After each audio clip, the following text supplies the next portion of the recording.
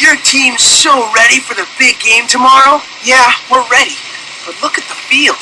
There are puddles everywhere. Come on. Don't let a little precipitation get you down. What? Precipitation. It's another word for rain. Actually, for any form of water that falls from the sky. You mean like snow, sleet, or hail? Yup, they're precipitation too. Well, if this precipitation doesn't stop soon, we'll be playing slip and slide instead of soccer tomorrow. Don't worry, RJ. Tomorrow's supposed to be hot and sunny.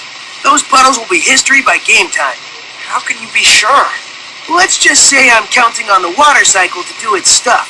What comes down must go up. The water cycle is the endless path that water takes from the earth to the clouds and then back to the earth again. We already talked about precipitation. Like this rain. Right. Well, when precipitation falls from the sky, it fills the lakes, rivers, and oceans, runs down the mountain, and soaks into the soil. And we drink it. We do. So do other animals. And plants, too. They draw in water to get nutrients from the soil and to keep cool. We're all part of the water cycle, but not the only part. Did you know that a lot of water just disappears into thin air? Really? How? Through evaporation. When water gets warmed by the sun, it changes from a liquid into an invisible gas called water vapor. Invisible? What? The water's still in the air, but you can't see it because it's a gas. I'd call that evaporation.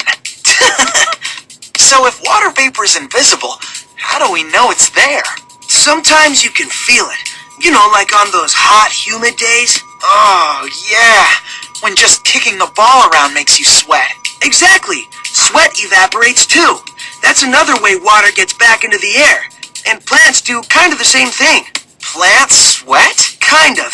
It's called transpiration. Plants lose water through their leaves, and it evaporates like our sweat does. So, Mr. Water Cycle Wizard, what happens next? Remember, what comes down must go up. The water vapor gas rises in the air. As it does, it cools down. That makes the gas turn back into droplets of water, and they form clouds. It's called condensation. Makes sense. Evaporation is water turning into vapor, and condensation is vapor turning into water, or getting denser. And when the clouds get so filled with water that they can't hold any more, it rains? Bingo! The whole process repeats. So water really does travel in a cycle. When water on Earth is warmed, it evaporates and becomes water vapor, an invisible gas.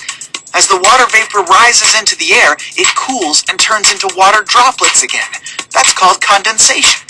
Then the water droplets form clouds, rain falls from the clouds, and the cycle starts all over again. Yep. So, here we are, smack dab in the middle of the water cycle.